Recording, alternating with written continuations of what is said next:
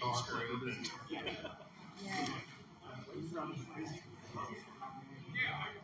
go back here on the top lights back here.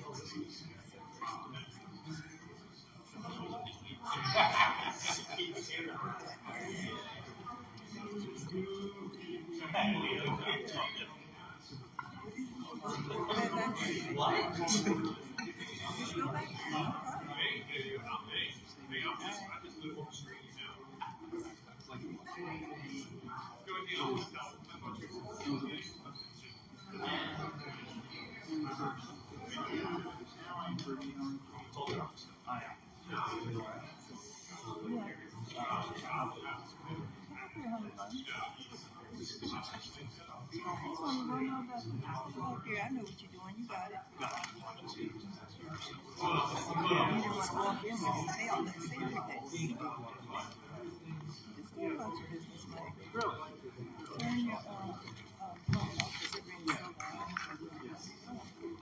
loud.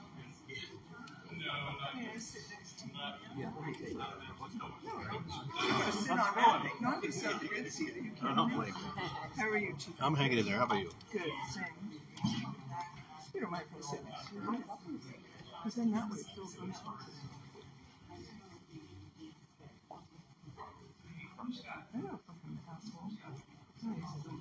Just to report that.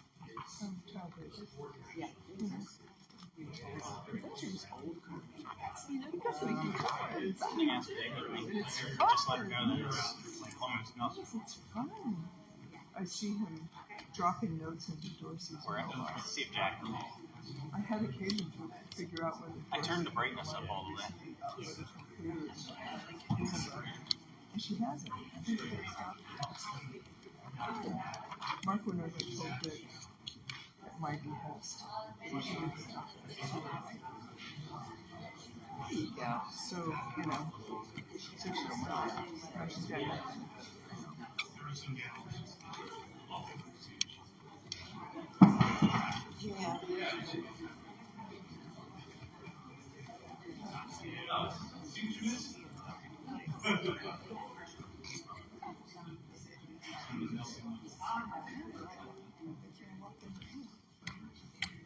Absolutely, that's easy. Yep.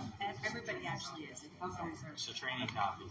2024 is the new copy. Okay, everybody ready? All right. Good evening, everyone. Thank you so much for joining Majority Leader Representative Mimi Brown. So we have received a couple of calls, emails, folks that were talking about the train tracks and talking about the trains that are coming through. And so we thought it would be much easier to ask people to show up and to basically have the different groups of folks come out and talk to us. So I'm going to actually read off because I do not want to miss anyone by any means who is attending here. But wanted to thank Suzanne Souter. Thank you so much. She, along with our Mayor Valerie Wendell, is Leary is unfortunately not. She's working this evening, right? So apologize that she couldn't be here, but know that she has worked with us through this presentation to make sure that we're getting all the information out to each and every one of you. I want to thank Nick Hodgden from Newcastle County Emergency Planner for compiling the information for all of us. Chris, thank you so much. This is the guy that you want to know. I've never seen your group work so diligently to make sure that there's a plan in place. So I want to thank you very much for that. Lydia McPherson, Scott Gold from the Norfolk Southern, Fire Chief David Majeski, thank you, right over there, Junior from Goodwill Fire Company, Police Chief Richard McCabe. Sorry, I'm looking around the room to make sure that I see everybody. Our Emergency Response Chief, Matt Higgins, from the Department of Natural Resources and Environmental Control, Director AJ Shaw from the Delaware Emergency Management Agency, and then also Superintendent Jeff Menzer, as well as Principal Ross, for allowing us to use the auditorium this evening. Also in attendance is Representative Frank Cook, Councilman Bill Bell, and Karen Barlow. Thank you so much. Yep, and town council persons. I know Joe Day will be arriving shortly. We have Andrew Zellett. Of course, we have Suzanne. We have Nerm. I know he's going to be attending. And newly elected Brian Mattaway. I'm not sure where you are, Brian.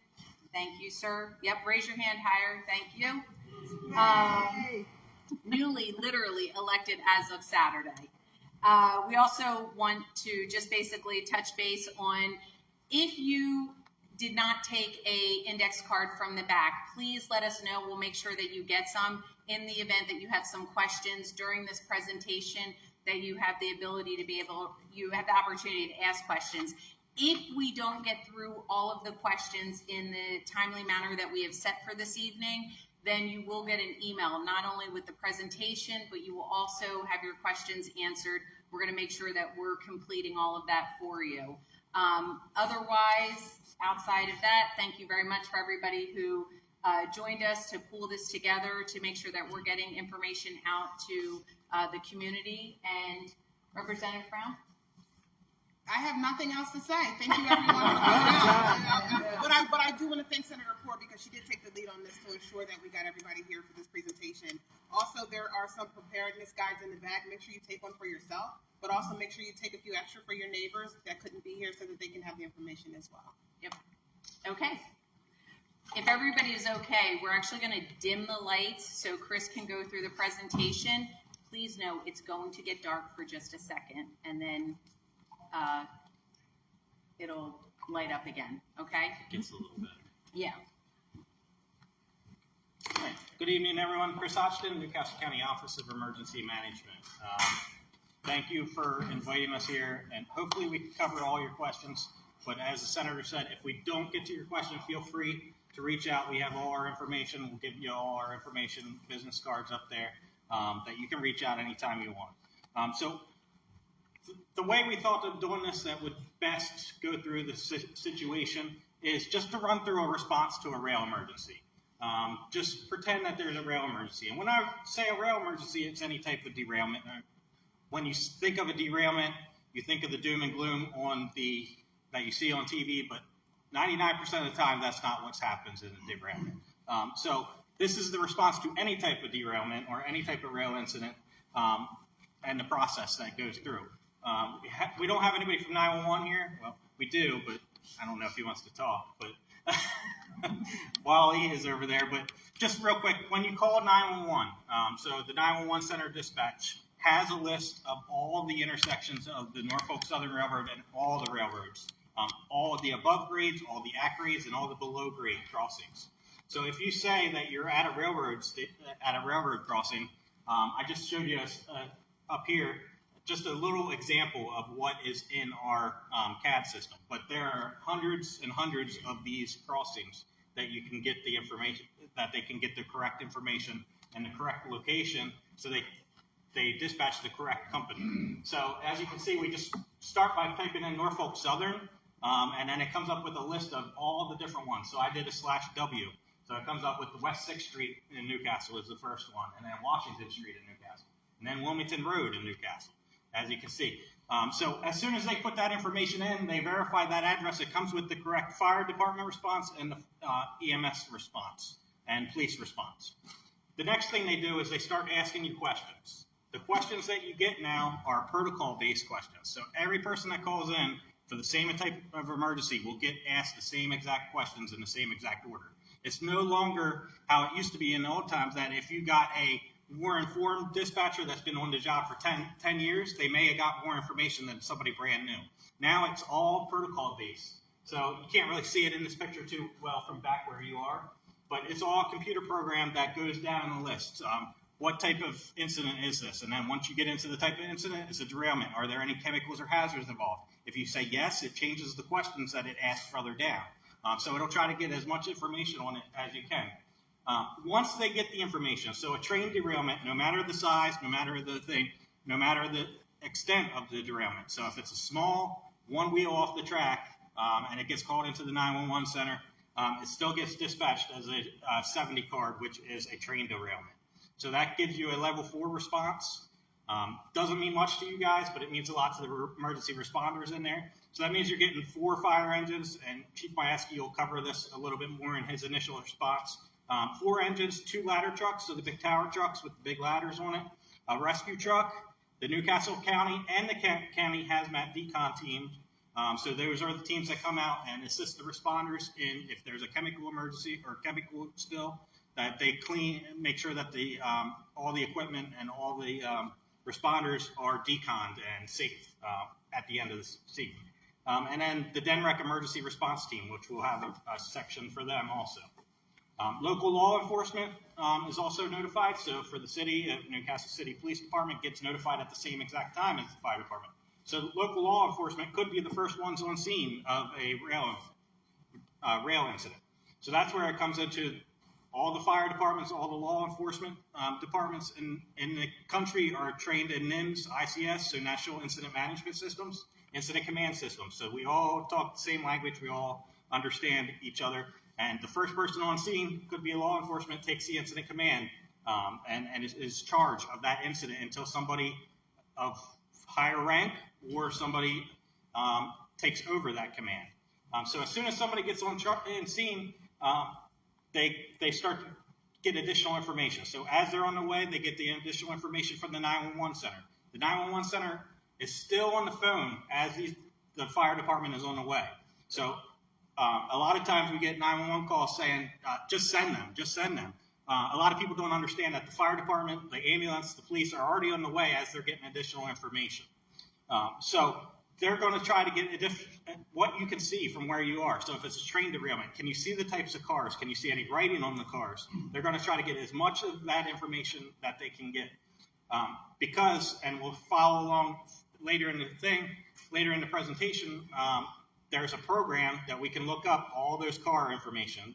So if we get the information on the car, we can find out exactly what's in that car. We can find out the chemical makeup of that car and so on. So they try to get as much information. At the same time, somebody else in the dispatch center is calling the railroad company that's in charge for that railroad to make sure that they're aware of this. And if they're not aware, making them aware. The second major thing is stopping all the rail traffic in that area, because we don't want another train coming through and causing another issue. So they're on the phone at the same exact time doing that. So they're also providing additional resources as requested to the incident commander. So before the incident commander or before anybody gets on scene, they can kind of tell how big the incident's going to be, right? Because with the information coming in from the 911 caller, it's one car off the track versus there's many cars off the track and I see a big plume of fire.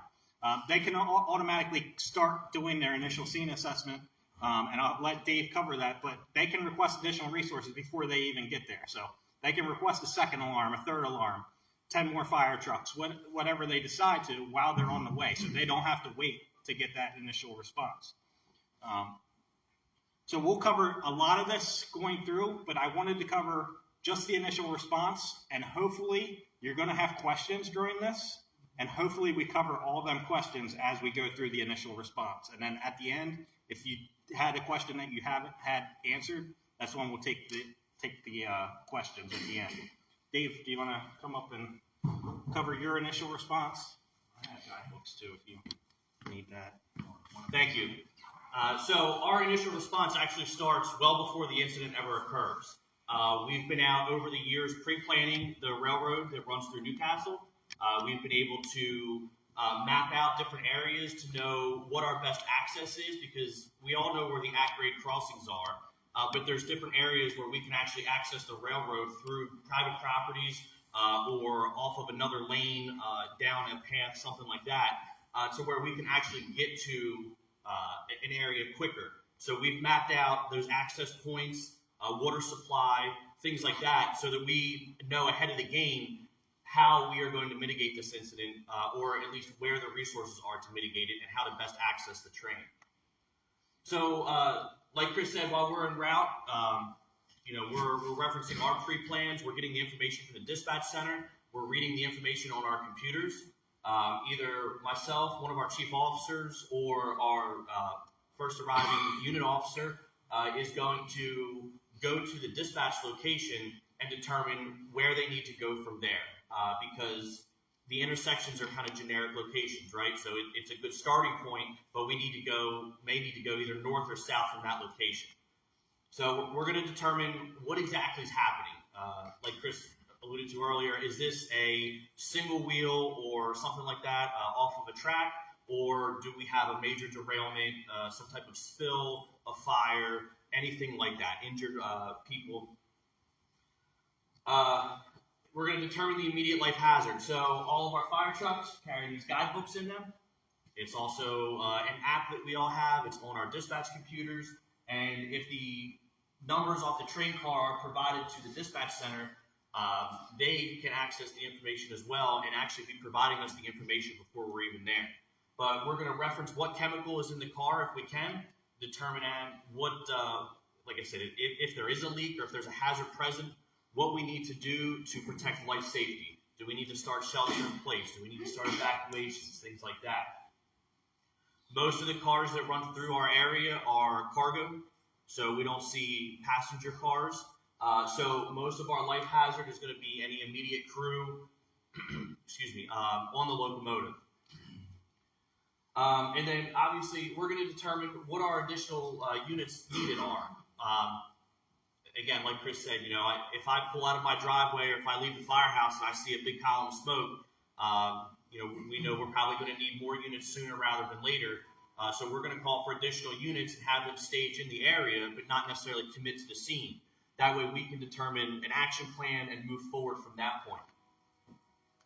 I discussed some access points. One of the biggest things we're going to try to do is make contact with whoever's in charge of the train, whether it's the engineer, conductor, whomever, to determine what happened, what they're hauling, and what their immediate considerations are. They're going to be the person that's most intimate with that train that day because it's going to be different every day. So they're going to know where their issue occurred as far as where in the train, what they were hauling, what's before it, what's after it, and have some recommendations on moving forward. Obviously, going back up, we're going to identify whatever may have started to spill or leak, and then we're going to determine any, like I said, shelter in place or evacuation points. At any time during this, there's some irony.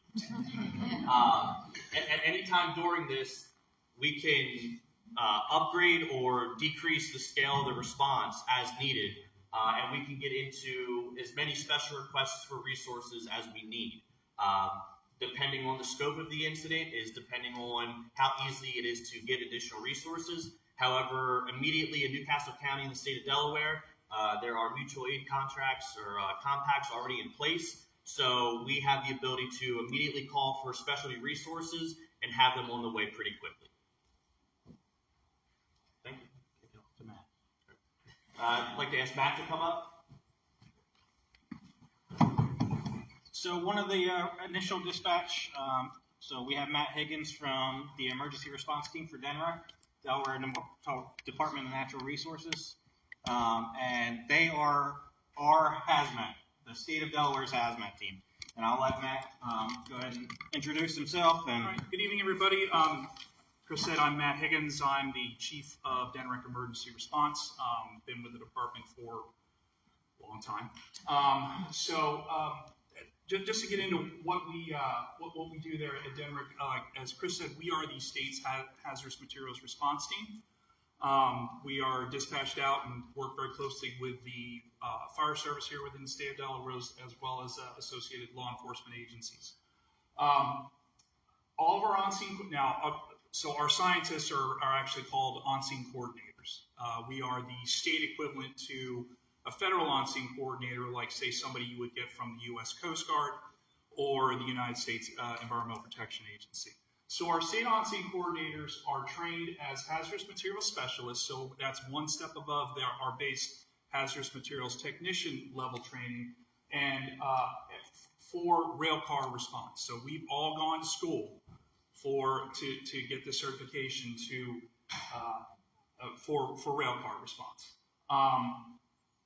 Our response for this type of incident is governed by the provisions and procedures for hazmat responses found within the state of Delaware's hazardous substance incident contingency plan, or what that's a mouthful to say, so we just call it the CERT plan.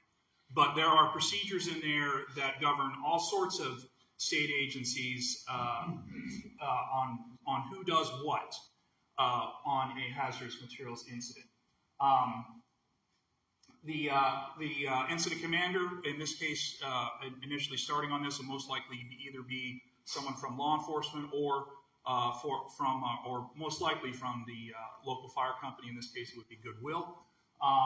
They would be in charge of the overall incident, and DENRA would be in charge of the hazardous materials branch, and we'd be right in with Unified Command on making decisions on what to do for this type of incident. So, what do you want me to do? Okay, cool. Just a little bit about what we bring to this type of incident. We have equipment that we can do air monitoring at and near the incident site. These are two examples of the types of meters that we can bring. These are air monitoring meters. We have both handheld, and these are actually, this is the same, this and this are the same. This big one here, we can actually go out, drop it, and it'll talk back to us via a remote telemetry. And it'll tell us what it's seeing for the parameters that it's monitoring, as well as it's got its own little meteorological station, data station on there, so we can get local weather conditions where each of these meters are dropped on. Let's see what else. So we're going to work with the responsible party. In this case, it would be the railroad, to make certain that the cleanup is done as soon as possible. And we have standards here within the Department of Natural Resources that we would require the responsible party to clean up to, that would be both protective of both human health and the environment. And we're able to use this real-time data to actually plug in and use some pretty advanced plume modeling software if it gets to that point. But again, that's, we have a lot of resources and a lot of knowledge that we can bring to this type of incident. Of course, I hit the wrong one, didn't I?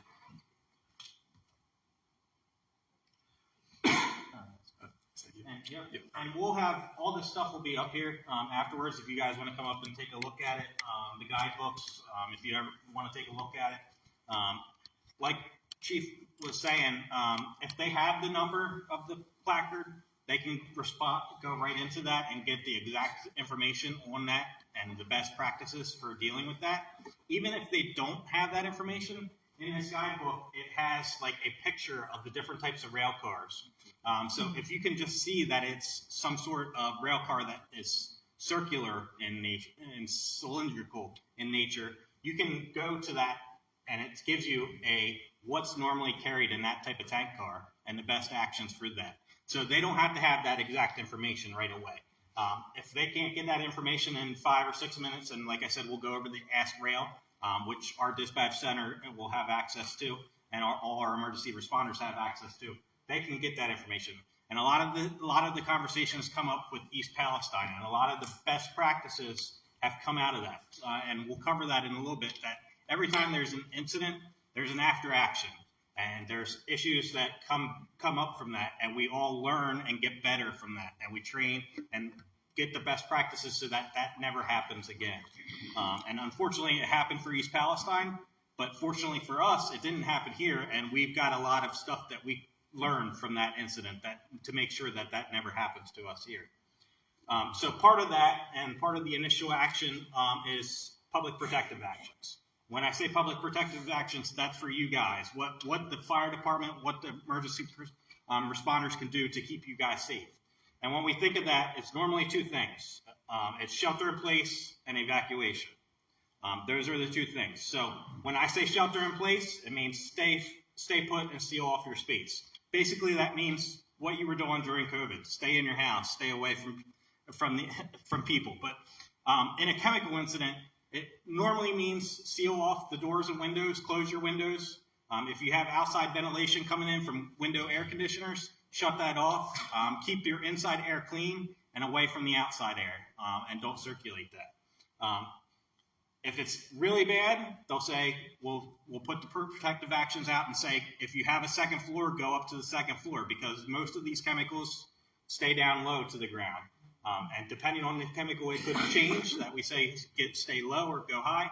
But when we know what the chemical is, we can identify those protective actions better. So the original initial protective action, we can always upgrade or downgrade, just like the response. So if they get on scene and that guidebook is saying they need to evacuate for a half mile, that's what they're going to do right away. If it turns out to be bigger than it needs to be, then we expand that out. If it turns out to be smaller, unfortunately, we caused you a little bit of inconvenience, but it's better to be safe than sorry. So there's that initial recommendation, and then it always scales. So shelter in place is normally for a short-term issue. So thinking of a chemical issue. So if something spilled and the plume, like Matt was showing you, this plume, there's a small plume that's going to go over.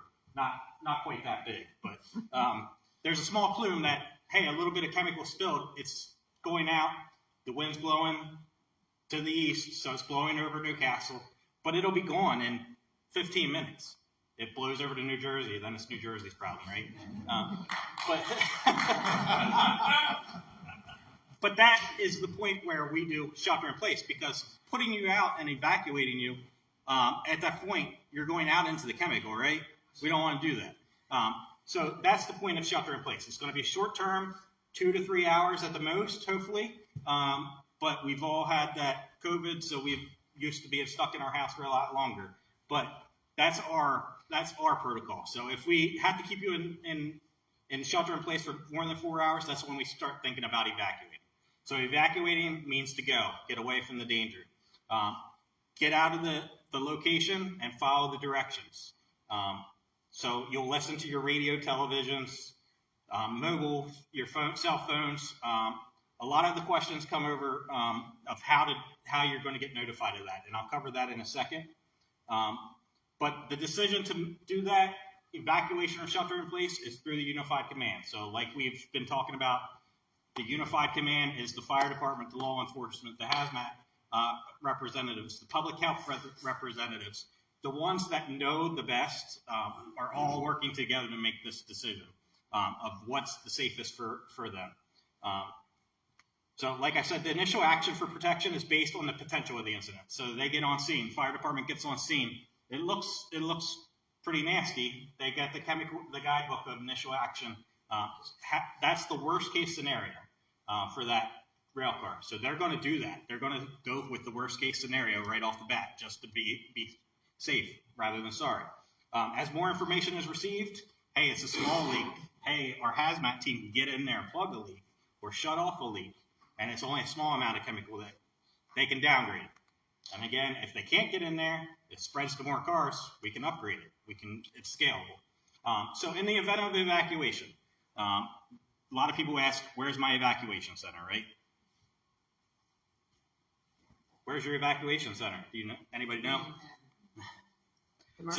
So it's wherever you're told to go at that point. We can't tell you exactly where your evacuation center, because what if that place, the wind is blowing east or blowing west, and we have your evacuation over there? What if that road is closed or that facility is not available that day? It's been rented out or something like that. So what we set up is a reception center.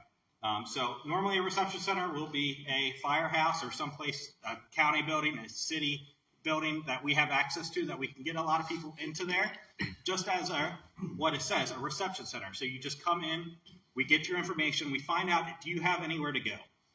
Do you have somewhere? Do you have friends, families that you can go and stay with, rather than putting you in the shelter?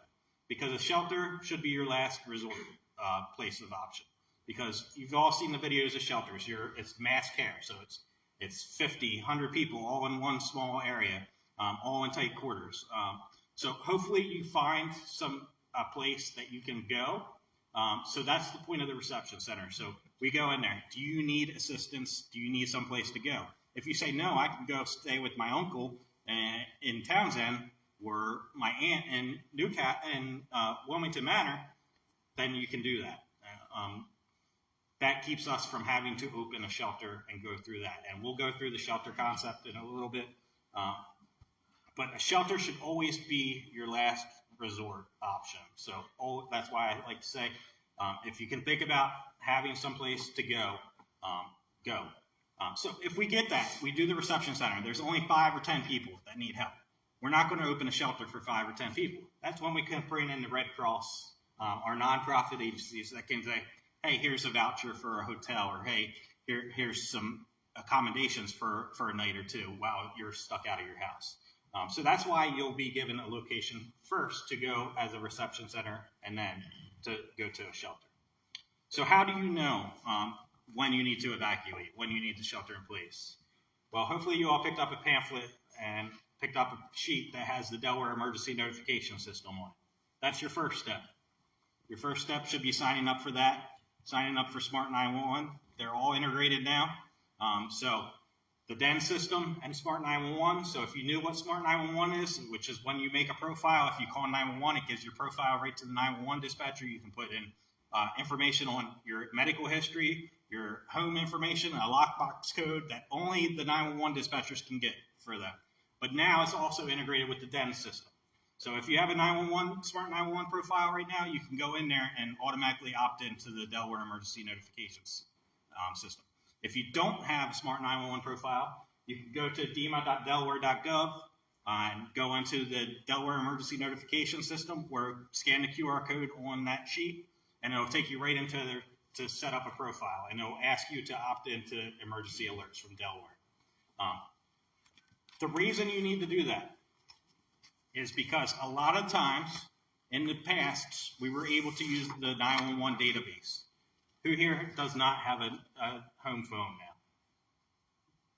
So all you guys that don't have a home phone are no longer in that reverse 911 database that we can automatically get your information and automatically opt you into, like you used to be able to. So we used to automatically opt in your home phone into this emergency alert notification. That is no longer possible because everybody is switching to cell phones. So you manually have to opt into this. So that is one part of it. Now, not to confuse you, but on the right side is the Integrated Public Alert and Warning System. This is the federal program. This is the program that you've got a test a week or two ago on your cell phone. That was a test of the emergency alert.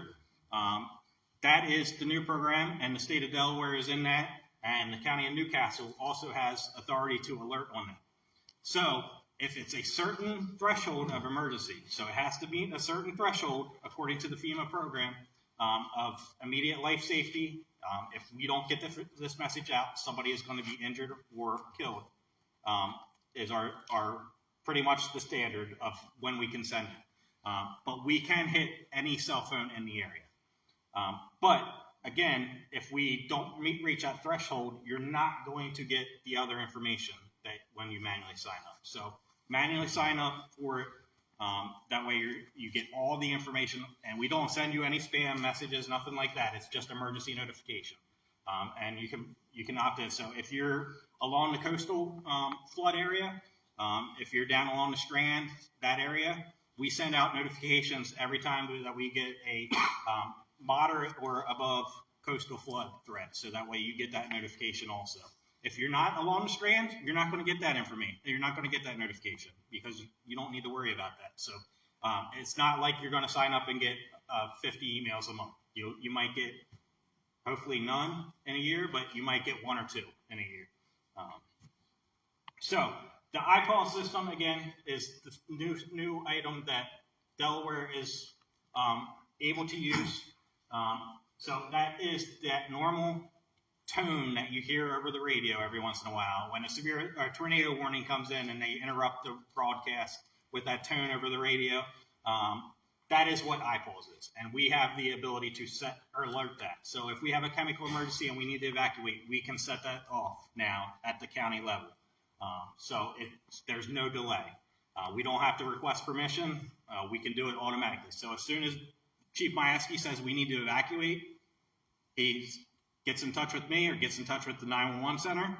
As soon as they activate that, it goes out immediately. So within 2 minutes, however long it takes them to type up there's an evacuation order for this area, they hit send and it's out. So there's no delay on the evacuation or shelter in place anymore.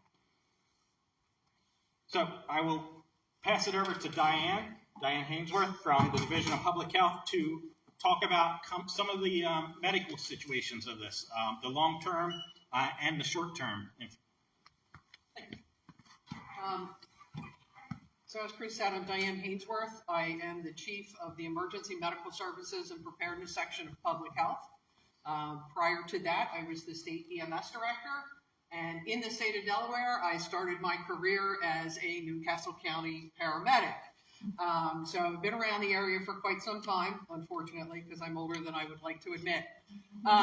So some of the things that we do some things with the acute or early stages of any health incident that would have a chemical or any type of chemical exposure. We have been working with our state's healthcare system for the past couple of years to create surge plans for specific types of events. Now, these are medical surge plans. So we have created surge plans for trauma and burns, for pediatric issues, for infectious disease issues, and now chemical and radiological issues. Part of the plan is once the initial receiving hospital is notified, they contact us, and then we link all the hospitals in the state together. so that the hospital ED physician in charge, so that they can share information back and forth. Not every hospital in the state has a physician who is an expert in chemical exposure or toxicology, so we do have the ability to link into other areas as well.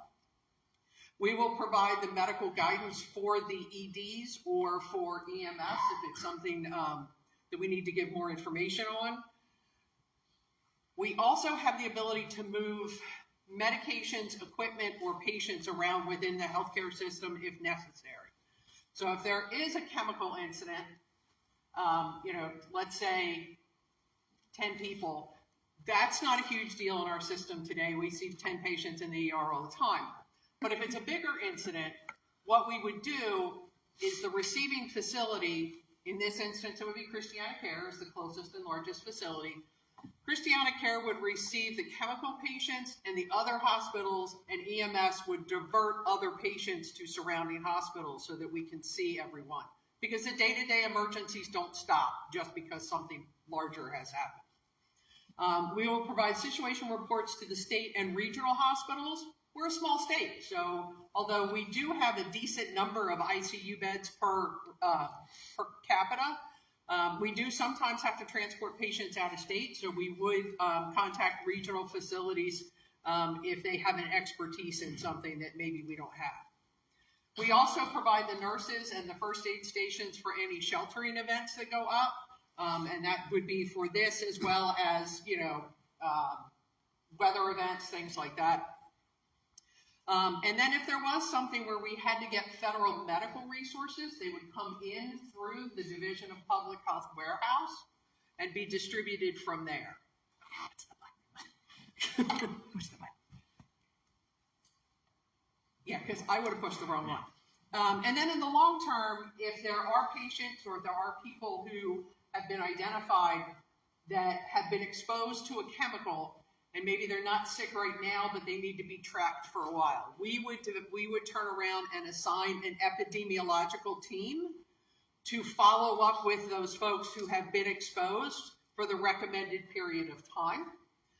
The other thing is part of our epi team would also go out if there's an environmental health assessment that goes on, so they see firsthand what's happening, as well as we do have additional partners, such as if there's an additional need for laboratory capabilities, we could, stand up the public health lab if a hospital lab didn't have all the necessary equipment to test for a certain chemical. Or we could also turn around and institute our agreements with other contractual labs that we have throughout the state and throughout the region. So that pretty much goes through the initial stages of it.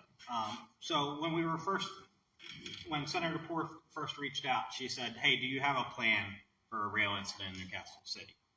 I can say, I have a plan, but it's not specific to Newcastle City, because it would be impossible for me to have every single location of railroad a plan for each specific one. The fire department is where I get down to, they know the location the best.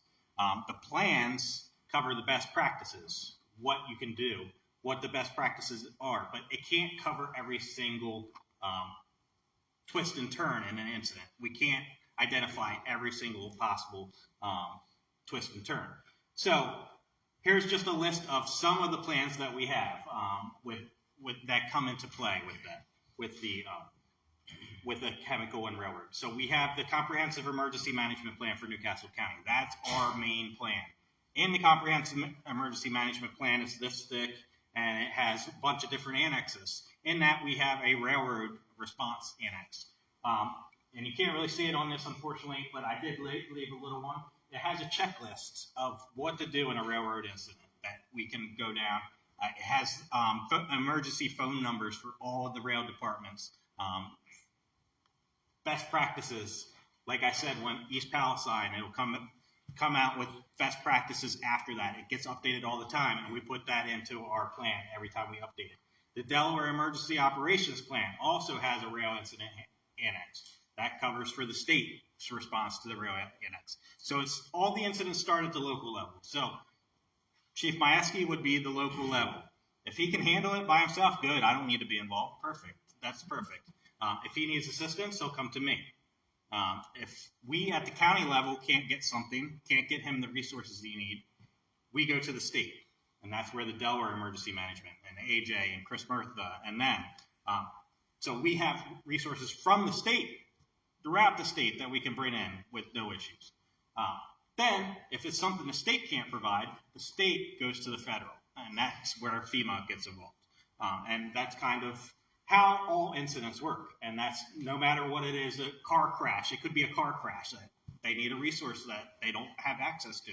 They come to the county. Hey, do you have access to get this resource? I say no. We go to the state. Do you have that access? And for car accident, yes, they would have that. But, so all that together goes into the planning, training, exercises, repeat. So we have these plans. We train on these plans. We exercise these plans to make sure these plans work as it's intended. And then we repeat. We go back with the best practices. Hey, something didn't work in this exercise. Something was off. We found an issue that we need to correct. So then it goes right back to that planning stage, and we update that plan. We change that plan, and then we have to train on that plan again. And then we exercise to make sure it works again. And it will have an update every single time. It's a nonstop cycle that goes around. So I can't say, yes, I have a specific plan for Newcastle City, but yes, we have a plan for rail incidents. And we are prepared for rail incidents in the state.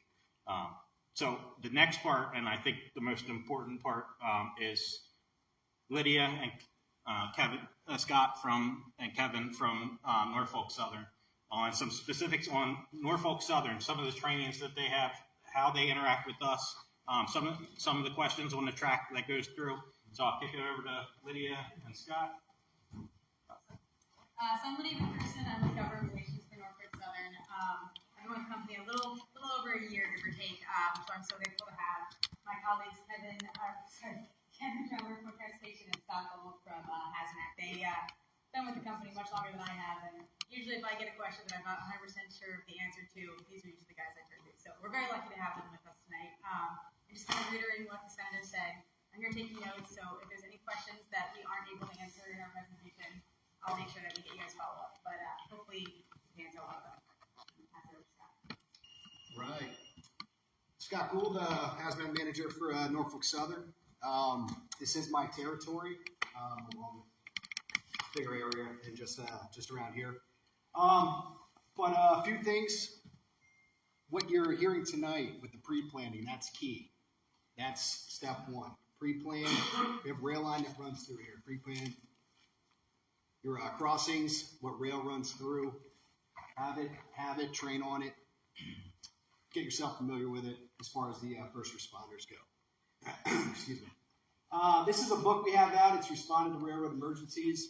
I'm sure if you guys ever came to one of our training events before, you probably got it. Now it's on a QR code, but kind of walks you hand in hand of Norfolk Southern's what we're going to do in a derailment scenario, or not even a derailment, an incident. It could just be a leaking tank car. So it's going to walk you through that. What we have available. So just enter. So we have a website, a training website. Also, there's a bunch of resources on there. So this website, it's online. You can go to it, subscribe to it, and send you updates for different training events we have around the area for it. So we just wrapped up this safety train last week for the year in Pennsylvania, Morrisville. So we trained, I think it was somewhere around 150 first responders in 3 days. So which was a pretty good sized number. We were in Delaware a few years ago. I mean, more than a few years ago now. I guess it's 2016, 17. I think we were here with this safety train, and we're able to critique different trainings for levels of responders that are around there. So, commodity flow requests. General public can't request that, but these guys can up front, and we can give them the top 25 hazmats that come through that area in the past 12 months. So again, that's pre-planning, knowing what came through the prior year, knowing what chemicals came through. So we're able to do that also. So this next tool here, Ask rail. Talk about showing up to an incident. Maybe you're not able to see that placard when the fire department gets there. Ask rail was developed in 2014. Every single year, there's upgrades and upgrades and upgrades. Right now, just in this past year, cell service, right? It runs off a cell phone, iPad, whatever. Cell service is down. You can radio your dispatch center. You're now able to get it on a desktop where before it was only mobile. So you can type in any car number. Doesn't have to be a tank car. Any car number. Look up that commodity. Tells you if it's loaded or resident. So emergency services, first responders. That's who it's for. You couldn't sign up unless you actually had a reason for it. It's vetted. There's a computer process that goes through, make sure you're supposed to have that app, for use, for official use. It also, now, say you're at a crossing or you're down the line, you see something, you can call Chemtrek, that yellow emergency response number that's on the side of most cars that carry hazmat. Chemtrek now has access to Ask Rail. So if you can just give that car number, that car initial number, and call Chemtrek, that's a way you can get it now also. So it's a great tool. I utilize it in emergencies, or if somebody just has a question on a car. So we talked about they talked about the ERG guidebooks, right? Isolation distance. Now, just on this app here, you type in that car number, it brings up exactly what that car is transporting. Shows you a picture of the placard, UN number. So instead, and if you push on the placard, it brings you right to that ERG guidebook, so that you don't have to look up exactly thumb through, I guess, the ERG guidebook is what I'm saying. So it brings it up. It also works off of GPS, so it gives you an option to show isolation distance via GPS. So instead of saying 150 feet or a mile, it's going to draw you a circle, and so you know where that is.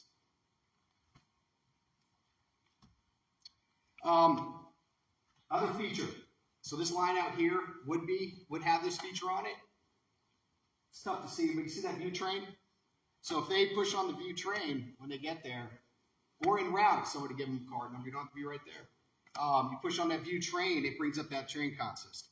So you know what you're dealing with in the train. Oh, there you go. Okay. It goes one more. Oh, it already went. Too quick. Oh, yeah. okay.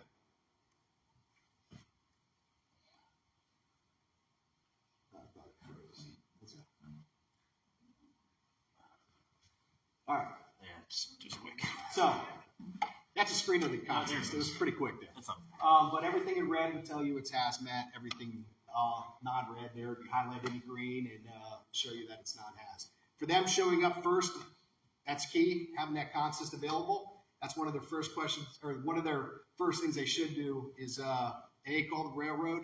B, now they can look up before they even get there if they have a car number on the consist of what chemicals they could be dealing with there on the train.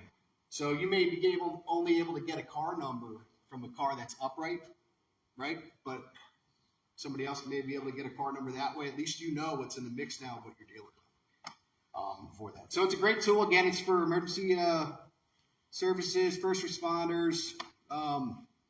It's a vetted process, but it is a great tool that's out there for it. So another thing we have available before I give it over to Kevin is there's also another way you can get that train consist and find out what you're dealing with in an incident. It's called mobile train reporting. It's internal use only for Norfolk Southern, but you can call our emergency. They can call our emergency communications number, police communication number, PCC line.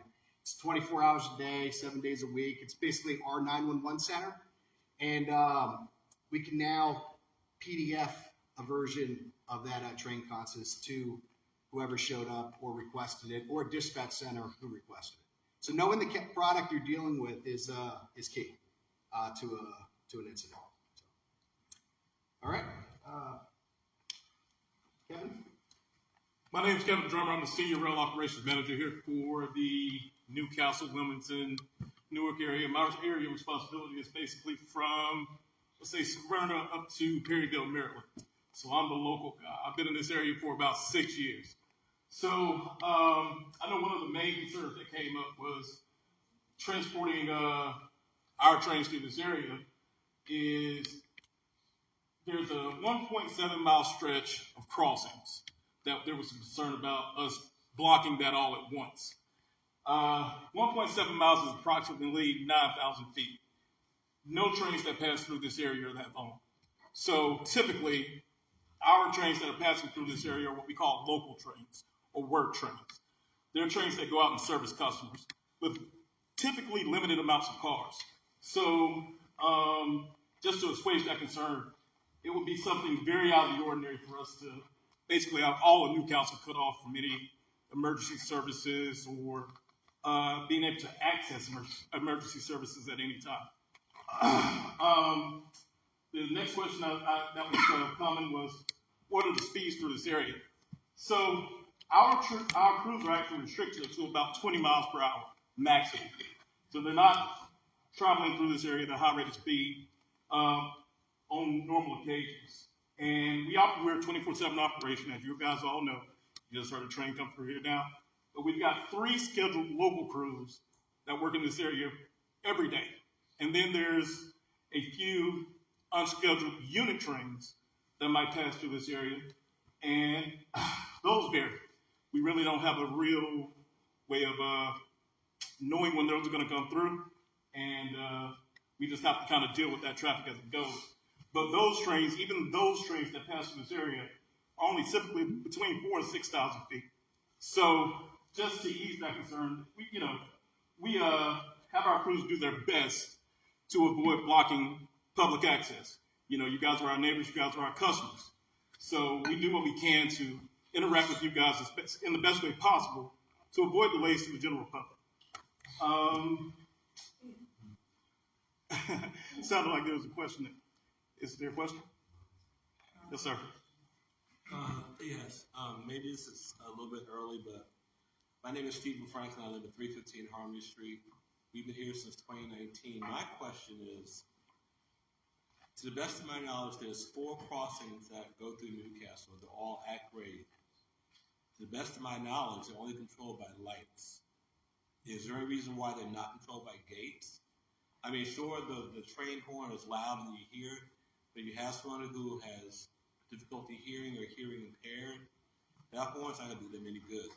Why are there not gates as well as lights? That's determined by our CNS group if there's a need for gates in those areas. And that's not something I make a determination on. That is determined by amount of traffic through the area, line of vision in the area. And like you said, they may not hear it, but that's why every crossing and the crossbucks are lit. It's a visual cue. So anybody that would be driving in the area, there's a visual cue with those lights. And our trains have headlights on them that are always illuminated, day or night. And at the speed we travel through, there's determinations made upon that as to where there are gates and where there aren't. I'm just saying that given our proximity to Delaware City and the refinery and the amount of tankers that go through here, it's not far-fetched to expect something to happen. So is it a matter of cost? Because I don't see why there would be gates, period. Again, yeah, it's not a matter of cost. It's a determination made with volume of traffic and, like I said, line of sight, and those things are taken into consideration as to where crossings or crossing gates are actually placed. And in general, we really don't run the tanker trains that you're referring to through this area. That all goes through a different route, actually, to go down to Delaware City. The traffic that goes to Delaware City from this route is basically the local customer traffic. So that's a lot more limited in scope.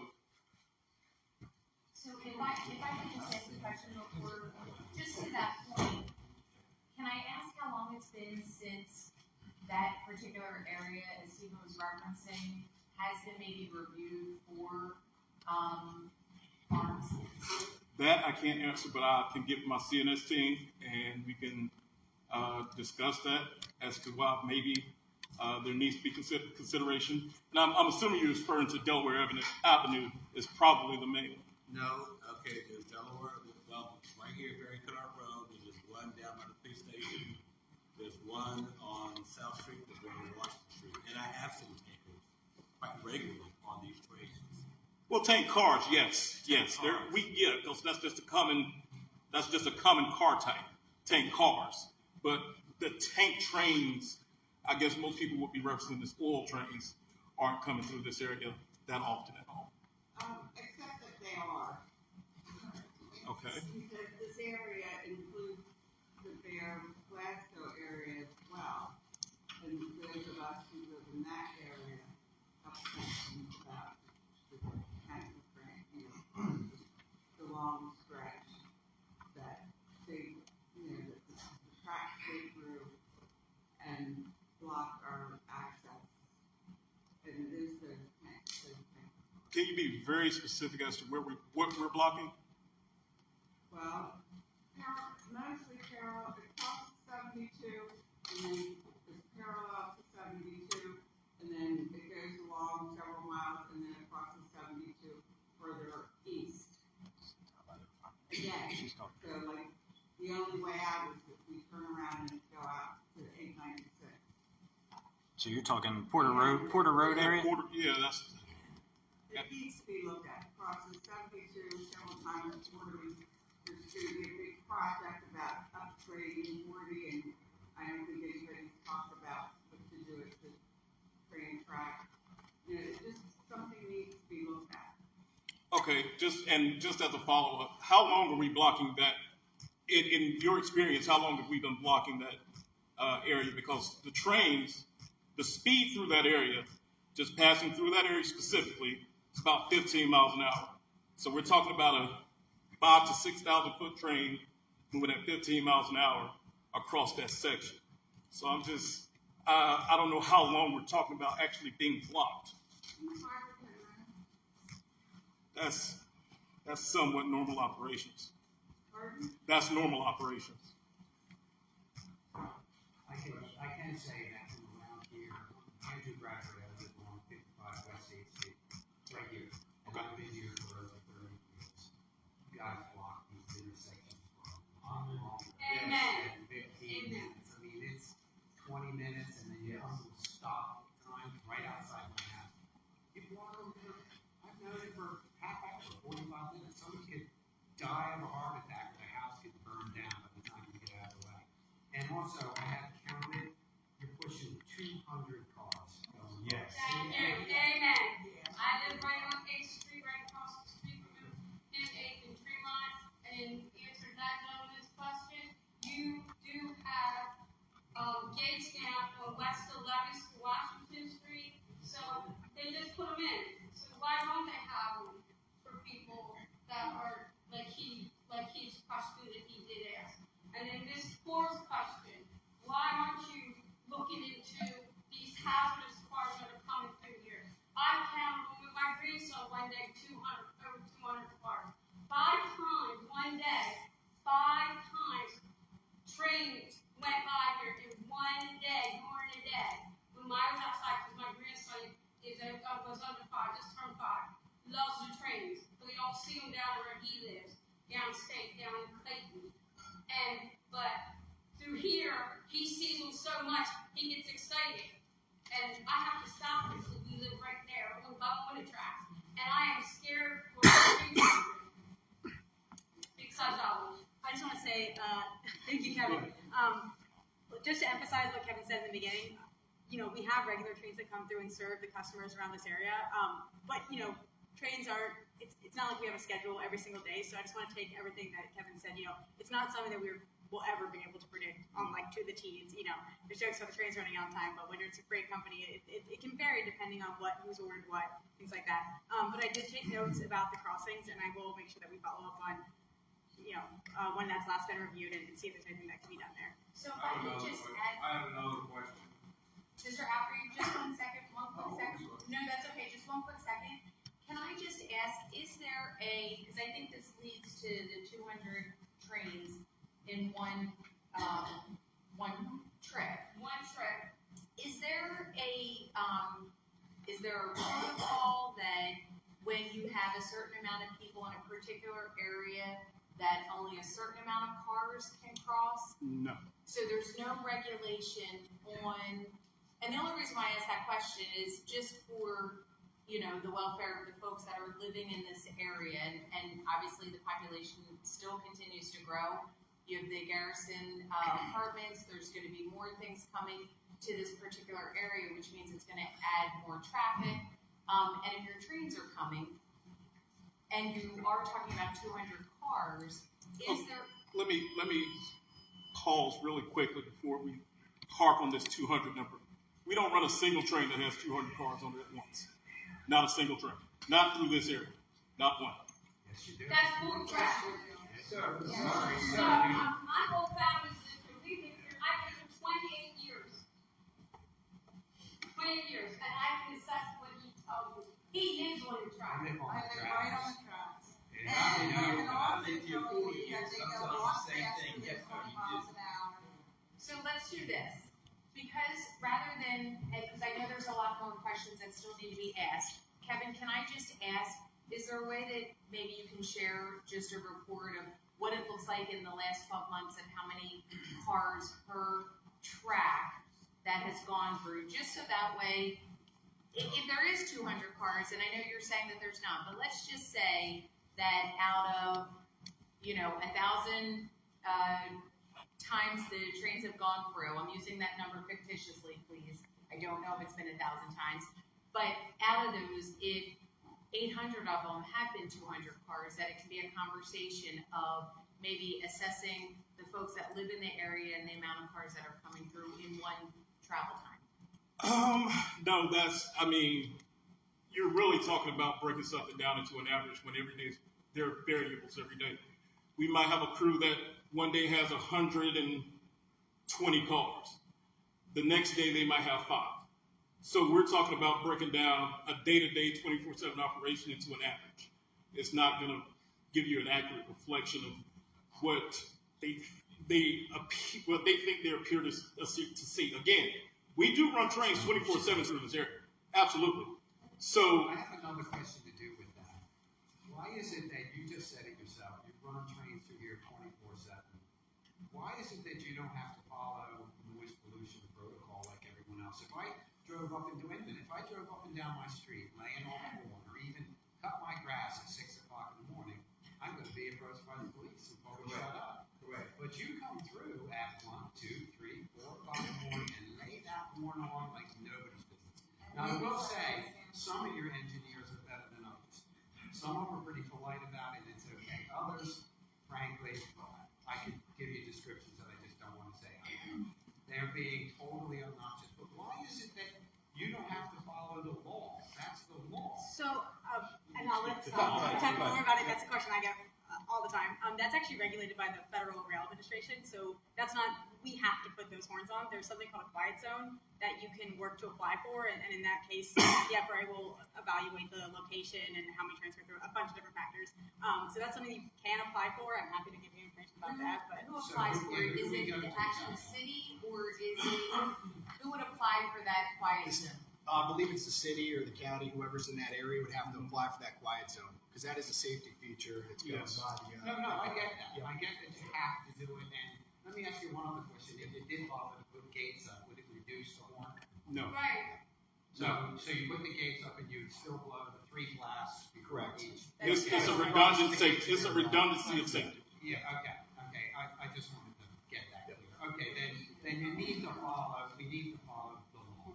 If I can't cut my grass at 6 o'clock in the morning, or let's say I want to ride down 2nd Street or the Strand, and I'm going to lay on my horn, and I'd be arrested. But it's perfectly okay for you guys to do that. But what you're saying is I have to go to the mayor and make it quiet. Well, it is a law. It's a federal regulation. It's a federal regulation. I understand that, but there is a way for me to make you stop coming through at 4 o'clock in the morning and laying on that horn right outside my house. It's a request. They would have to It has to be evaluated and then granted. So in other words, you'll ignore it. Not us, it's the FRA. We don't. Okay. They have to approve quiet zones. So no like. It's just paperwork that's gonna get pushed underneath and disappear, what's gonna happen. Cause it gets blasted, before, it gets blasted at the intersection where the gangster should be, and it gets blasted at his house, and then it gets blasted another 3 more times or so before it reaches down to the next intersection, cause I can hear it, because I told you, I live right across Right, from and it. you've also come through a lot faster than me. And yes, you do, at I nighttime mean, especially. some of them come through here, it shakes your right hand. But you know how we know what's going through? The traffic that's in our city is awful anymore. It's terrible, because they're coming through our development. So if we're going to require a quiet zone, what's the level of enforcement and your responsibility? Can our police officers stop you for being loud in our quiet zone? We have to write a report. What's the escalation point? I mean, as far as like us blasting, say you establish a quiet zone, it's approved and everything like that. I mean, I don't. The answer to that is, if there's a quiet zone enforced, if you receive a quiet zone for the area, what you would have to do is report incidents of the quiet zone violations to your police department or your mayor or your representative or whoever. They turn that over to us, and if it's found to be valid, warranted, we will be fined. What is the cost for applying for the quiet zone? I had asked about that, and I was told it was very expensive. So that is all regulated by the federal government. We don't have any control over that. That's it. We were denied the quiet zone 2 years ago. Okay. I don't know. Mike, was that for the whole area, or was that just for particular I areas? can't answer that specifically, but that was the question 2 years ago. We were denied. So we're gonna talk about this more. Mr. Alfred, I asked you to hold. Please ask your question. Well, first let me say I've lived in this city my whole life. So most people say 20, 30 years. I've been here for 70 plus. And I have 2 questions. One of which I'm pretty sure people would like to know if there's an update, but about this specific one, what is the plan when an evacuation has to occur? And you say the roads are not all blocked. I suggest to you they could be all blocked. And how do we evacuate? The answer is we can't if we live in town. There's no way to get out of town. That was the biggest concern years ago when this all started. And so I say to the fire department, I know they probably have plans, but for the people who live downtown, in downtown, there's no way out. So there's no such thing as an evacuation. I understand that. I think the best choice is just remain in your house. Right. My second question is really not germane to this meeting, but I think there's a lot of people here also would like to hear, is there any update on when Dollar Street at 8 is going to be totally closed off, and that project is going to be redoing the railroad tracks there at 8 and Dollar? I've been hearing that. It's been a year, then we postponed it for another year, then it's postponed for another year. You know, these people here that live right along here, one of their streets is going to be shut down. Closed off. To my knowledge, my brother who lives on the opposite street, his concern is all the damn traffic is going to go down 9th Street. So, is there an update of when the crossing at 8th and Delaware Street or Fairco, whatever you want to call it, is there any update on when that's going to occur?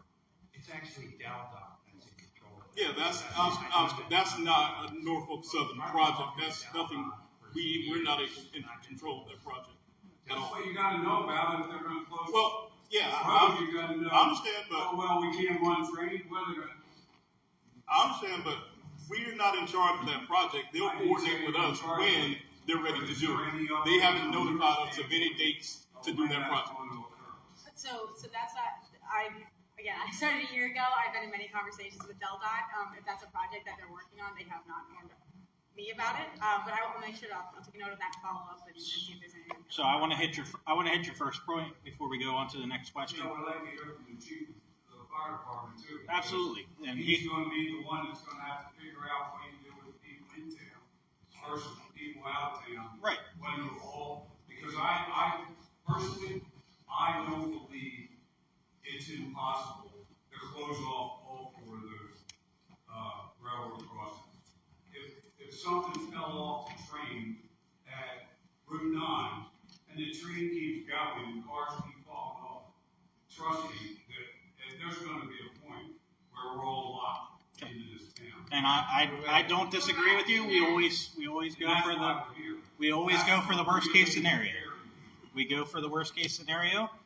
So if flooding on Route 9, Dobbinsville, something happens on the train tracks, what's our next step? Obviously, it's going to depend, situational dependent, but we have ways to cross the train tracks outside of the actual area of putting up temporary crossings to get across the train tracks if needed in an emergency situation. If it's just bringing in a couple loads of dump trucks, dumping down some stones on their train tracks and making a flat spot for cars to go over. Myself and the chief have also been in discussion of water evacuations. Last case resort, obviously, because it's going to take some time, but we are working on a water evacuation for the Newcastle City. It's been discussed several times, and it's come up, and it's going to be an exercise in the future, hopefully, of that. So, chief, if you have anything else. So I just want to kind of circle back to the questions here.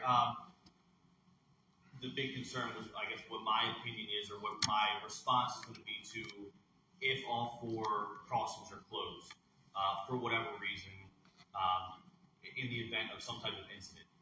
Yes, depending on where it occurs, what occurs, it's possible that we could be blocked.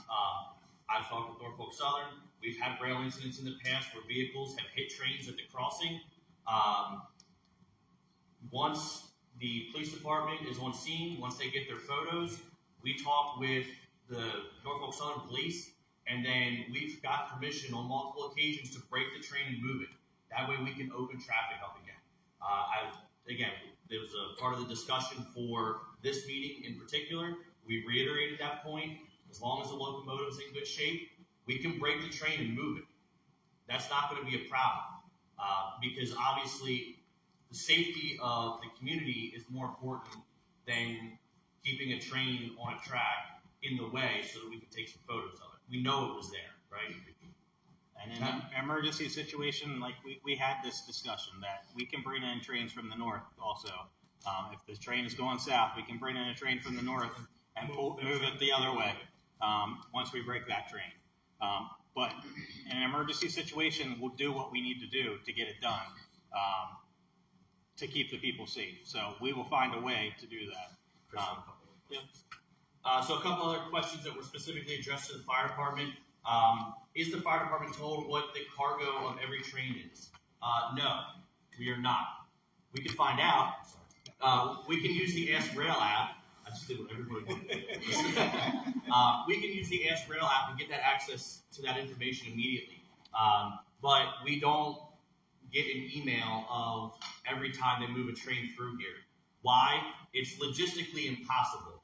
That train may move through 40 jurisdictions in one trip. To keep documented information on file to send to those fire chiefs or town administrators or police chiefs would be a logistical nightmare for any organization. The flip side of that is if you sat in my email inbox, your head would want to explode. I don't need more emails every day that I'm going to look at, probably late anyway. So by the time the train moves through town, I may have already gotten the email, not seen it, the train's gone, and I'm reading it 2 or 3 hours later. So it's not feasible, and I don't think it's realistic to expect that. Again, we have the Ask Rail app. I have it on my phone. I have it on my computer in my car. Our other responders have access to it. The dispatch center has access to it. We can easily get that information.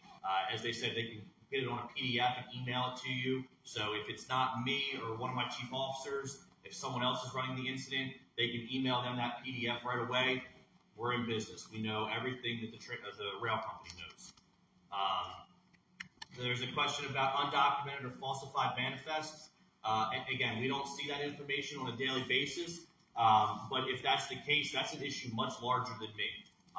Because if that's the case, we need to determine what is actually in the car, if a manifest is falsified. But that's a legal issue at that point, that goes well above me and my scope of work. And then can the public find the manifests? Obviously, no. That's a security issue. So, again, we don't get it on a regular basis. We have access to the information, though, and we can move forward from that point. But that is not public information. Chief, I just got a lot heavy there. What you were just explaining for if the worst case scenario is, we have 4 crossings blocked off. But there is a best case scenario where it's still people moving the train. What if we are having chemicals in the cars, so that if we're moving these cars south or north, right, we're then endangering more people too. So can you guys walk us through that? I know this is a low chance of happening, but if those are the We're not going to move a damaged car or a leaking car from the derailment site. We would break the train where there's good cars sitting upright that aren't impacted by the derailment to move them out of the way. So you're not taking a problem from here and moving it to somebody else's problem. So our goal is opening that crossing, that's all. Correct. Just getting that crossing open. And so, sorry, while I'm at a stage, my second question was for Norfolk guys. So while we'll, as a city, try to apply again for a quiet zone, I live on Fifth Street here, and I do hear about what our neighbors talk about. Some of the horns are more aggressive than the others. My question is there a reason? Is it different size of the train that have different frequency? It's literally different horns. Sorry, just a second. And if not, can something be done with that in the meantime? Because it is, 3 o'clock in the morning, and I understand for the safety of us while you're doing this in the law, but at the same time, some of them are different than the others. To answer that question, there's literally different types of horns. There are. It's a different engineer. Yeah. Personality. Well, no, they're literally. I'm sorry. I understand what you're saying. Engineers are simply obnoxious, and they do it on purpose. I understand. And I know you're going to have reasons why, but I'm telling you right now, from living there, some of them just wait until they're right next to your house and let it rip because they're up at 4 o'clock in the morning, so social cute. And I'm sorry, that's the truth about it, but that's just the truth. If you talk to any of the neighbors, there's certainly 1 or 2 of the engineers who come through who are totally obnoxious, and others, sweet as can be. They do it nicely when they're crossing over on south.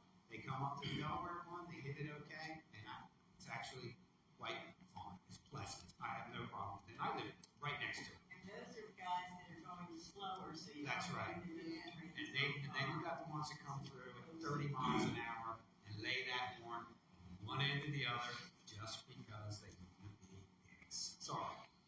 Kevin, you have a question? Yeah, can I address this? Is kind of in line with. Let me address this question. The question here was, how do you monitor a train speed, and how many currently go through enough to make the house vibrate? Okay, so first, train speed. Our crews it's just like driving on the road. They have a speed limit. Now, our speed limits are enforced by technology. So if they're going over that speed limit, their train will be stopped. So they can't exceed the speed limit. So that's how we monitor them. They cannot exceed the speed limit. It's restricted speed, which means they have to be able to stop within half their range of vision, not exceeding 20 miles an hour. Yeah, there's no way. I'm sorry. I know what you said. So, and just to have a little bit of input on this, we deal with the same thing with fire trucks, right? So if I turn all my flashing lights on and my siren in my car and I drive past you at 20 miles an hour, it's a different perception than me driving past you at 20 miles an hour with no emergency equipment. So I understand what you're saying, but there is a difference. Well, then I guess maybe it should be lower to less. Because the ones that come through at, let's say, 50, it's okay. It doesn't shake the house at that. It's not too too bad.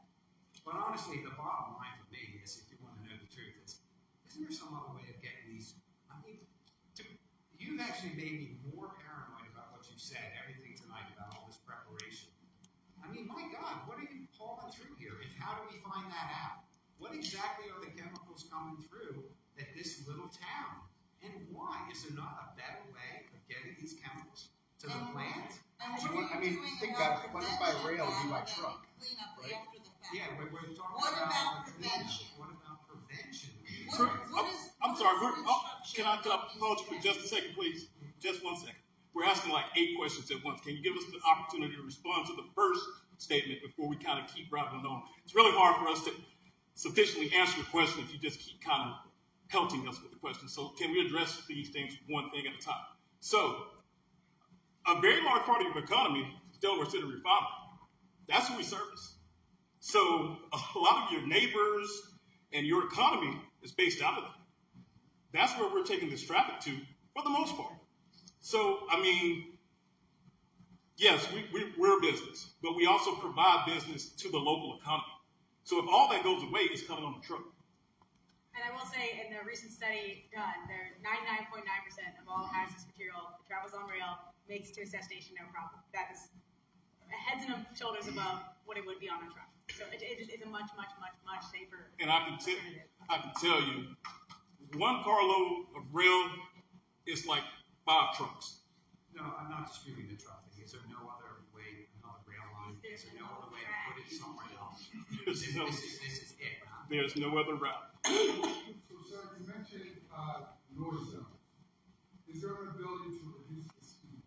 Because not only are we concerned about our most prized possessions personally, but we are nestled in a community that has some of the most prized possessions of the state and of the country. And we are concerned about Delaware's only federal state park that's here. And you are right. Delaware Refinery is not here, and it should. You mean for the meeting? No, the refinery is. Randy is sitting behind you, yes. So to address the speed question, we can't really lower the speed because it honestly would create inefficiency in our ability to sufficiently service our customers and sufficiently get freight back and forth. I mean, when we're talking about 20 miles per hour moving freight, that's really slow action. We're talking about the bottom end of transporting traffic at 20 miles an hour. There's a lot of inconsistency in the speed of the trains that go by. I mean, some, as we said, are slow and quiet. Others are loud and they make the house vibrate. Again, it's just like the speed limit on the highway. You can go up to 20, and you can go as slow as 5. So it's engineer discretion whether they're yahoos to go through or they're responsible people to go through. So, I mean, there could be signals where they maybe got stopped at a signal before, so they're just starting to move. So they're not going to be up to speed 20 miles an hour like that, like you would in a car. So it takes time to progress. There could be a signal down where they're already starting to slow down to approach that signal. And there's also customers along this route. So they're not going to go 20 miles per hour if they've got to stop at, this customer to service them. They're just not going to be moving that fast. They're going to be going slower. So that's why there's a variance in the speed the trains travel. Where are the customers running around the city of Newcastle? Print Pack over off Cross Route 9, JTA, that's a lumber company. Yes, absolutely. There's customers all up and down this route. Well, it's closed. It's closed now. It is. But we're talking about they just closed a couple of months ago. So, again, in this area, there's still multiple customers. There's customers in Bear over at Amtrak. There's a customer called Rockland Concrete and Tile that we service. So there's customers here.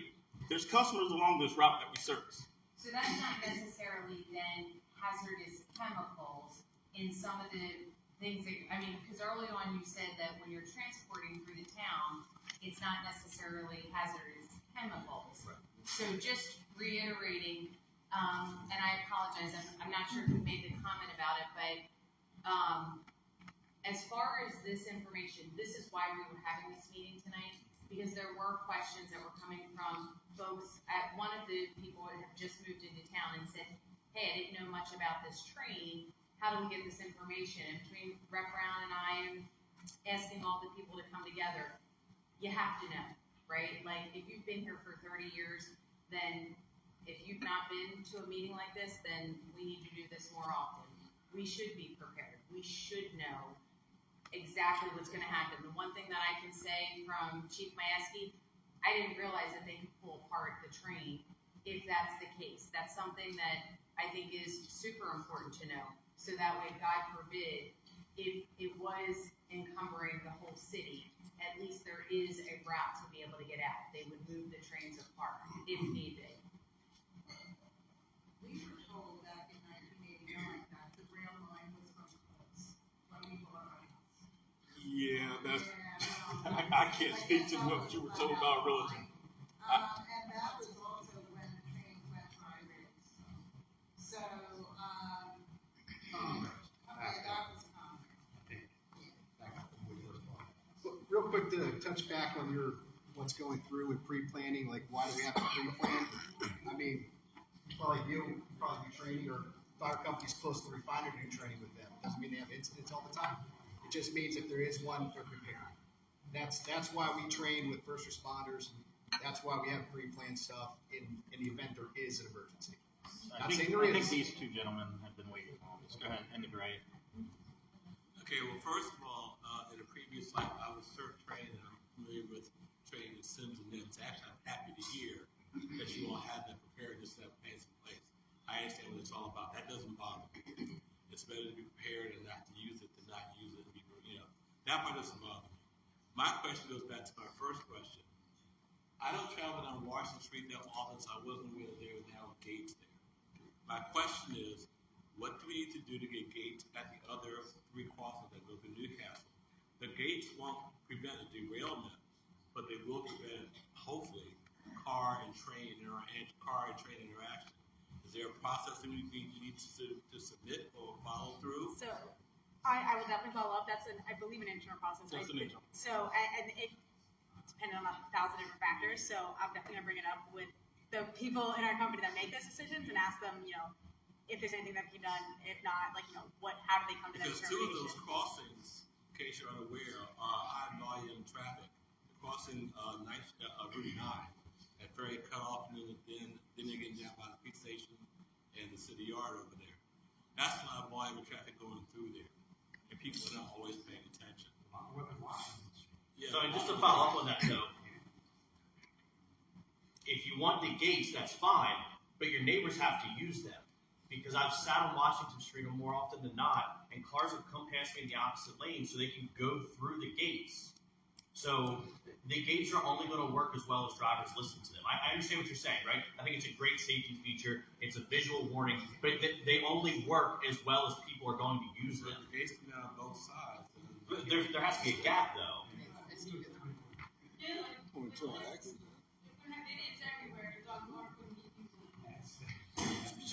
Reference to these tanker cars, who owns them? Who does safety inspections on them? I'm sorry, the tanker cars. We got a full plant down here. They're hauling like hydrogen sulfide, hydrogen fluoride, sulfuric acid, stuff like that. We got a plant right down here that does makes ethylene oxide. This stuff's really nasty. Who actually owns these tanker cars? There's all right. So we're transporting from point A to point B. Right? So we basically hook up, we move somebody else's cars and somebody else's product from point A to point B. So there's either it's a chemical company that owns them or a lease agent like a UTLX or a TLX that you've probably seen on the side of the cars there. They're lease agents for tank cars or other rail cars. So they're responsible for the maintenance and safety? They're responsible for maintenance and safety of them. They're responsible for making sure the package is secured for transport. Thanks. Hi, I have one question. I'm Terry Buchanan from the Weekly newspaper. I have one question for Norfolk Southern and one I hope for Chief McCabe. The first question would be, the Ask Rail app is not obviously open to the public. Why is that? because it's for emergency services. I mean, that's what it's designed for. Right. You over flood it with just kind of dial up, looking at cars, you can crash the system too. So it's not, it's whoever designed it came up, it's for emergency responders. So can a newspaper get access to it? No. So, but could Chief Majewski get a rundown, share it with the council, so that way they can give updates of what has gone through or who's gone through? You mean a commodity flow study? Yeah. Yeah. I mean, once we give it to them. I'm sorry, Director Shawkin. So we did do a commodity flow study last year, a year and a half ago, that looked at all points of transportation across the state. It's a snapshot of time. It is a document we did share with our local responders. We could definitely do a briefing to the city council. It's not a public document. You know, there's a security aspect of it as well. We don't need people looking for certain chemicals or hazards and use it in a way it shouldn't be, other than public communication. But we could definitely do a for official only type presentation and let them know what this doesn't say quantities. This doesn't say when. This shows us the top 25 chemicals that were brought through a number of different avenues. This is by ship, this is by rail, by plane, and also by So,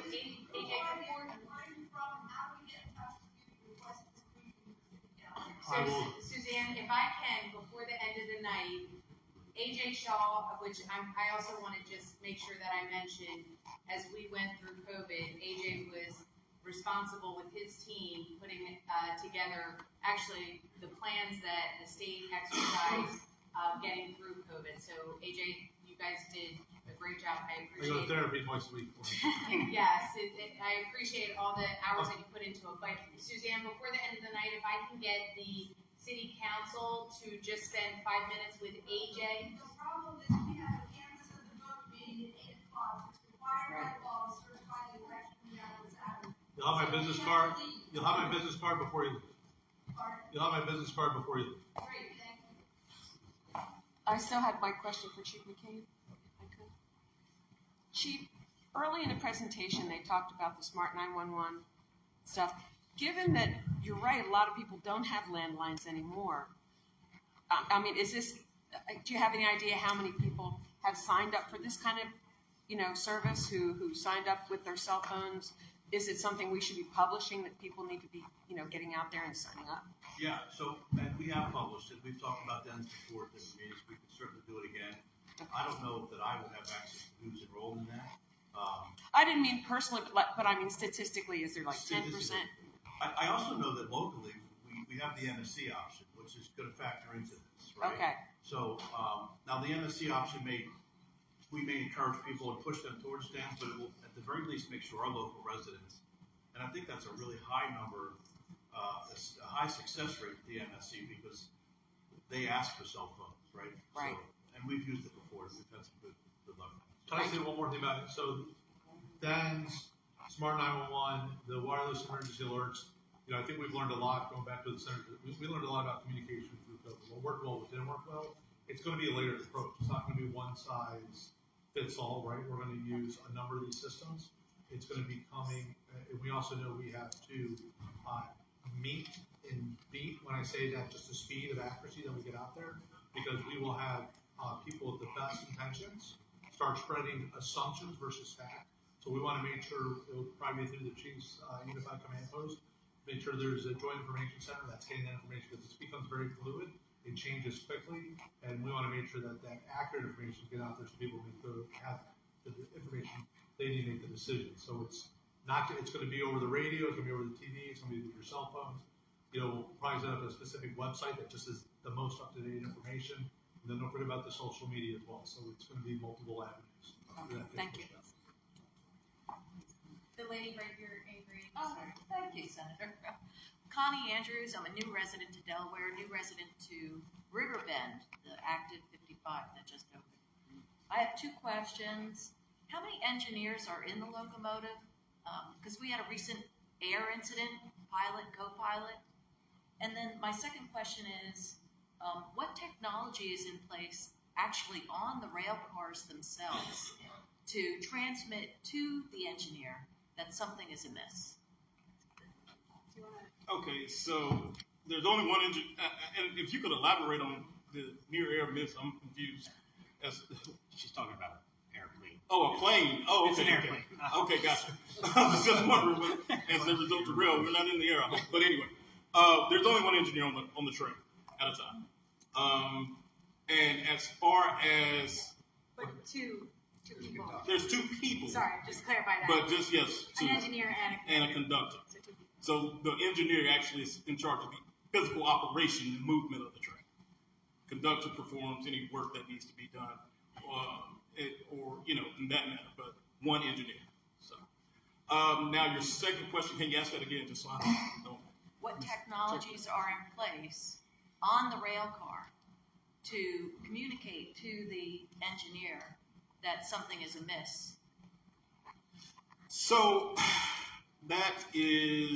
there's no technology per se on any rail, or let me rephrase that. There's refrigerated cars that actually have technology that transmit data, but a standard rail car doesn't have any technology on it per se. They're controlled by an air brake system. So the only thing that would alert an engineer that there was an issue with the rail car or with their train as a whole is if an uninitiated brake application happens, which means he didn't try to stop the train and the train stops. That just kind of signifies something happened back there in the train. The conductor will go inspect the train to see what's going on. That's kind of the only way they would know that something in their train has happened. So there's no actual technology. There's nothing to indicate an overheated situation with a. That's not Okay, that's different. Yeah, that's different, completely different thing. Yeah. So that's your wayside detectors. So they're going to check the bearings in the wheels to see if they're elevated temperature on. And they're every 15. Yeah, we recently deployed every a 15 ton miles. on our network as a fallout of East Palestine. That's something we've come away from that. So it's a technology on the rail, actually on the track, not it's on the the car. track. Right. Sure. And that does communicate to the conductor, and the conductor relays that to the engineer. It'll actually, when they go across those detectors, the detector will tell them a milepost, your train with however many cars, no defects. If there's a defect, it'll say critical alarm, it'll say hot wheel, it'll say something's dragging. It'll tell them there's something wrong with their train. But there's nothing on the physical cars on the track. And I have some information that I'm happy to share with the senator that kind of goes through it in layman's term. I know Kevin. That's why I asked you to ask very specifically, because that technology is different. Yeah, and I'm happy to give you a kind of information on that and help you kind of understand that. Yeah. So, ladies and gentlemen, I just want to say it is 10 of 8. We were trying to keep this in a timed area, but I'm going to ask for the last 2 questions. If you have any additional questions, please give them to us. I will make sure that we get them answered for you and then send it back out in email. But sir, you had your hand up. Hello, everyone. My name is Ethan Branford. I live on 8th Street there. I can stick my arm out the window and have the train hit it. Quite literally, I mean that. House has been there for 200 plus years. Anyways, first off, I'd like to start by thanking the members of pretty much everyone who bothered to come and show up and talk to us. I know it's a difficult thing to stand here and be fired at, as it were. And I'd like to thank the emergency services and the emergency response folks here that clearly put a lot of thought and effort into these plans. I think it's all fantastic. My question is that what is we've mentioned throughout the presentation a couple of times the East Palestine incident. What is the probability that something like that could actually happen? I mean, to try to put a number on that is it's okay. So let's look. Yes, let's look at it in terms of how many trains we operate on the system day to day, every day, all day, every year. Before we have those incidents, we operate thousands and thousands and thousands and thousands of trains. Yes. And then you have one East Palestine. Yeah. So it's a very rare occurrence indeed. But to say that it is nothing. No, you never say Yes, anything. exactly my Impossible. point. And I think that the point I'm making is in a lot of areas, obviously, it would be a horrible thing. You know, it's a tragedy no matter where it happens. But the point I think I have here is that this town is one of the oldest. This township is one of the oldest in the Union. It was established in 1652. Thank you. It's been here for longer than trains, longer than industry in this country. Yes, precisely. I understand. So obviously we're dealing with a threat to life, which is obviously of paramount concern, but also a threat to a piece of history, a potential destruction of an important piece of our nation's heritage. Now, for my money, anything above 0% is too much, because we're running trains through here, an astronomical amount of them at a time. Obviously it's an up and down, but the funny thing about probabilities is that the more time you roll the dice, eventually you're going to get every number. So, I understand what you're saying. There's no other route. And you need to service the customers in the region. I'm not ignorant to that. I totally get it. My question is then, why can't another route be established away from this town, this piece of our nation's proud history, that would not put it in any kind of immediate danger, but no matter how small the chance is that it might happen? I mean, I don't know how to answer that question. I mean, it's not necessarily. It's not feasible. Yeah. There would be zero industry. They don't build railways anymore? They don't. We couldn't build highways. If by your logic, we could never move a tractor trailer with anything in it. We couldn't move a food truck. Well, what I will say is that we service this community. We have customers in this community. We don't want to be advantageous towards you guys. I know that Greenhorn's so loud, and I'm just talking about the town, the portion of the track that goes directly through historic Newcastle. I mean, yeah, you need to get, but you're telling me that there's no way you can't build a track that goes through an area that maybe isn't almost 300 years old? I have a longer answer to that question that I'm happy to give the senator for. It's very, very difficult to build a new rail track. Finding real estate that is all a ton of different reasons. What I will say, what I will end with this question with, is that you guys are a community. We service people in this community.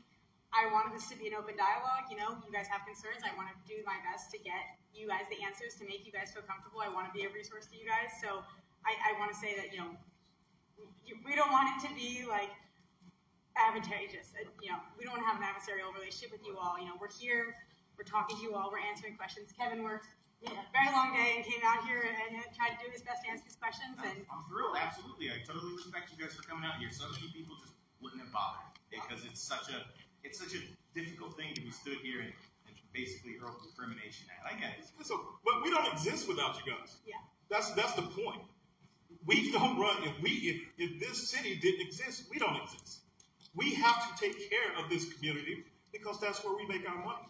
I mean, not to reduce it to just money, but we're a business. We're in business to stay in business.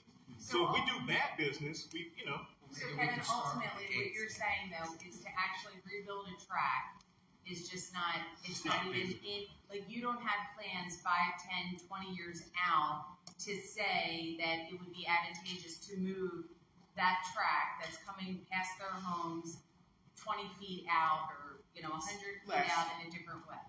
We're within 50 something. We're incredibly close to the track. so I'll just say kind of a fun fact, but there's this program called Rails to Trails, and back in the turn of the century, the government, or the 1950s, I guess, the government recognized that we were losing our incredibly valuable rail tracks through our country. And so what we've done is that, if there's a case of an inactive rail, rather than losing that piece of right-of-way, which is so difficult to get in this time where we're making unprecedented developments in this area, we actually bank it and we turn it into a trail so that if and when we ever need to use that piece of land again, we can actually turn it into a trail or back into rail. So, it's very, very, very difficult. I know that DelDOT actually has a program in which they actively will defend right-of-way for rail in case we need to move track or have a new customer that needs to be serviced by rail. So it's, like Kevin said, it's very, very difficult to move something like that. I mean, I can look more into it, I get more details on it, but it's not something that you just build a new road somewhere. It's very, very difficult, actually. It's nothing that it just physically cannot be done. Because, like I say, the more times you roll the dice, and let's be frank, that refinery and the chemicals that go past it and the freight that goes past it has been rolling those dice for the last 50 years, more, for countless trains, over and over and over again, half a dozen times every single day or more, potentially. One of these days, those numbers are going to come up, snake eyes, and someone or a lot of people are going to get hurt, and this town could potentially be annihilated. And I get it. If you can't move this, but it's just the train tracks that are here were not built to handle freight like that. The train was built to carry passengers 150 years ago. This wasn't made for transporting massive amounts of industrial product to and from an oil refinery, and the town just isn't made for that. So I think there's some inherent differences though, right? And I'm no expert in this. I've read the East Palestine After Action report. There's inherent differences between the track that runs through East Palestine and the track that runs through Newcastle. And I'm not here to defend Norfolk Southern, but just facts of the matter is there's a reason there's a speed restriction. There's a reason that you see Norfolk Southern trucks around here all the time. They're maintaining the track, they're doing the work. There's a lot of differences between the two scenarios. So to compare the two would be comparing apples and oranges. I would never compare the two. So, I already admitted that the chances of a catastrophic event like that are virtually nothing, and I understand that. And I wouldn't compare them. I know the circumstances are completely different, but an event nonetheless can occur. Right, and I get it, right? So it is a statistical average. Something's going to happen at some point. I get it, right? That's why we have these pre-plans. That's why we have these meetings. That's why we have this information. But I can tell you that I've been to way more caustic and way more flammable materials stored in a landscape trailer on I-95 than I have dealt with these trains. So it's a balancing act, right? Yes. And then this is the last question. This is more of a perception. I worked in Newcastle for about 20 years. I don't live here. I live in Nicole district, but not in Newcastle. But just listening to all these very sincere folks tonight, I just feel like they want to know they've been heard. They want to know they've been believed. They want to know there's something, in spite of everything, you're coming here, which is wonderful. They want to know there's a pathway. And I don't think they feel like that yet tonight. I could be wrong, but the feeling I'm getting is that they don't feel like that tonight. I mean, in terms of the question that we've heard, the arms on the crossings, we can try and get information about speed, the data that we have. It's difficult to get an exact average, but, like Kevin said, I can try to follow up with the information to make, this doesn't have to be the last conversation. I've had multiple conversations before this meeting with Senator Poore. I know that she's, had conversations with you all, and, this can be an open dialogue. I can help answer questions to make you guys feel comfortable. It might not always be the answer that you want to hear, in terms of us moving on rail track, but, we're part of this community. We want this to be a good relationship between you all, and we'll do whatever we can to. So I think some of the takeaways that I'm hearing is we want to, I don't know how I know you say, Kevin, that you monitor the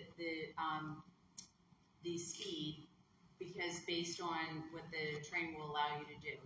But it would be helpful that the conductors that are coming through this area, that there is a group meeting, there is a group conversation, that as they are getting through Old Newcastle, that across the board, they're not exceeding, they're not using discretion to be able to go through. Number one. Number two is that they've already indicated that there's some conductors that they go through, you're probably so used to it, you don't even notice it when they're going at a slower rate and they're beeping the horn, but not to the point where they're laying on the horn. So maybe there's a conversation that could take place with those conductors of, hey, this is what the expectation is coming through Old Newcastle as being a good steward of your business, but also of the community. Stephen, you talked about the arms, and Chief, I agree with you. There are people that are still going to choose to go around it, but at the end of the day, someone had asked me about like, hey, can we get rid of the horns altogether? And let me just say this, as a senator, I am not going to ask that that be changed, because God forbid someone lost a life. It would be because I asked for those horns to go away. But what I would say is that, again, being good stewards, making sure that we do have those arms. If someone chooses to go around those arms at a delicate time, hopefully people will make the right decision and not do that. But if the arms are there, then it's an added precaution. And again, it's not that much to ask.